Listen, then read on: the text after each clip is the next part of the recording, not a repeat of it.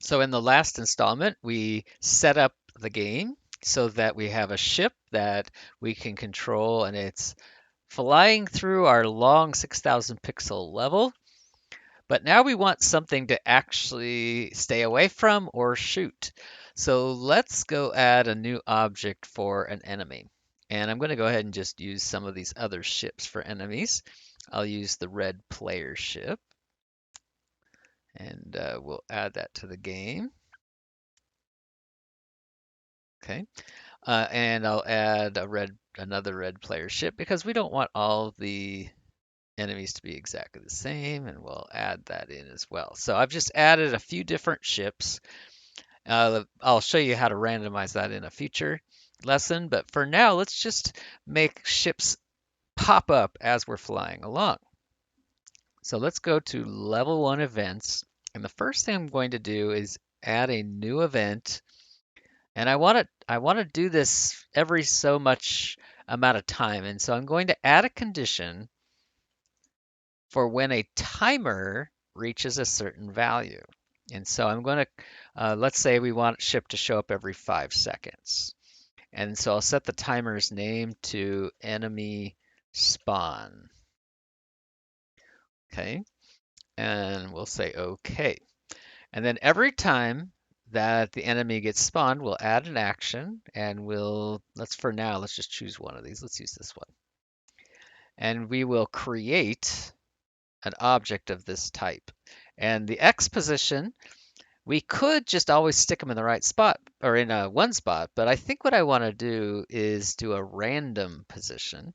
And so I'll use a random integer in range and I'll set the minimum value. Let's say I want to be a little bit from the edge so it doesn't overlap the edge. So maybe 50 from 0, and then I know the width of my screen is 500. So that would, if I go 50 off of that, that would be 450.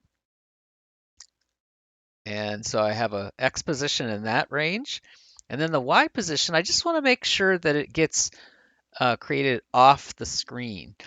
And so I'll get the camera's location first. So I'll go, uh, let's see, not that. We want position. So expressions for objects, position, and we'll get the Y position of the camera. Oh, maybe I have to actually do that from the camera itself. So let's go layers and cameras. Aha, there we go. So camera center Y position. And what I'll do is just grab the default camera. Okay, and we'll apply that. The problem is then is that our enemies will always spawn right in the middle of our scene, which that is not the greatest way to do this. So what I'm going to do is subtract, let's say, I just want it to be off the screen when it gets spawned. So let's subtract 400. That way it gets spawned off the screen. So I'm spawning at a random X position somewhere within the width of my game. And then I'm spawning it up above where the visible part of the scene is. Okay. Now I don't know if 400 is enough though, because I have an 800 tall scene, so I might need to back that up just a little bit more. And let's play that. And theoretically, nothing is going to happen, or something is going to happen. So notice what happened here is as soon as I got 2 seconds in, I got a flood of objects. And the reason for that is because as long as it's greater than 5 seconds, it's going to keep spawning them. So what I need to do is add another action for the timer. And what I'll do is reset the timer every time I spawn, oops, the enemy. So enemy spawn timer. So I just have to make sure that I use the exact same name. So enemy spawn, enemy spawn. And what this will do is every time I spawn an enemy, it'll reset the timer so that there's exactly 2 seconds between them. And so now every 2 seconds, I should see an enemy get spawned. So there's our first enemy, our second enemy, Third enemy. Okay, so notice they're very evenly spaced and they're being generated at random X positions on the screen. Now, the equal spacing though is very uh, unnatural.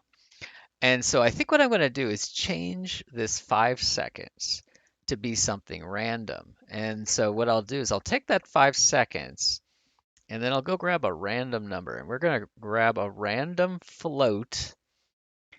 And let's say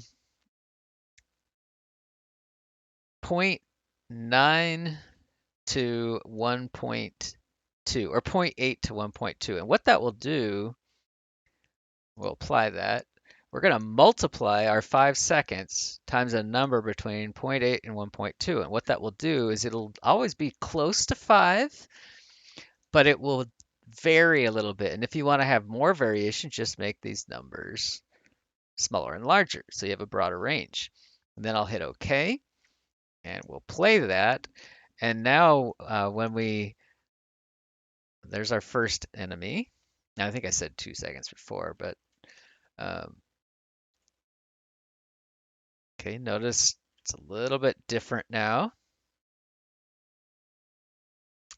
Those are pretty close together, aren't they? And part of the reason for that is because half of 5 is only 2.5 seconds. And so with that broad of a range, I may actually want to change that a little bit. I may want to maybe add 2 seconds to that so that it's always going to be at least 4.5 seconds between them. So if I play, there's our enemy, another enemy. They're still pretty close together. But the other thing is you notice that they don't appear to be moving and they're pointing the wrong way.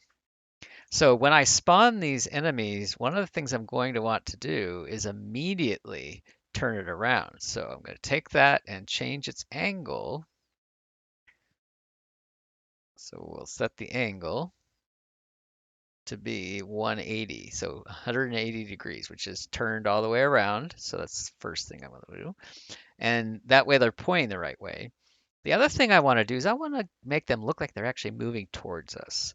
And so I'm going to increase their speed, or I'm going to set a force. So add a force, not in the X direction, but in the Y direction. And since we're going down, since they're coming down towards us, we would want that to be positive. So I'm going to set that to a positive, let's say 50.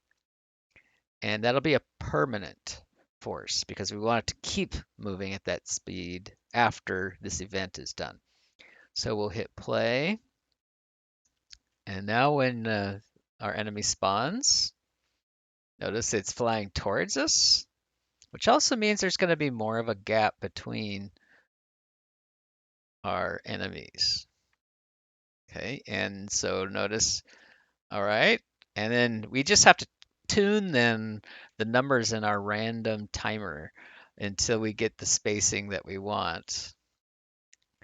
And in our next adventure, or our next part, we'll actually deal with how do you shoot and how do you control the rate of fire with your player.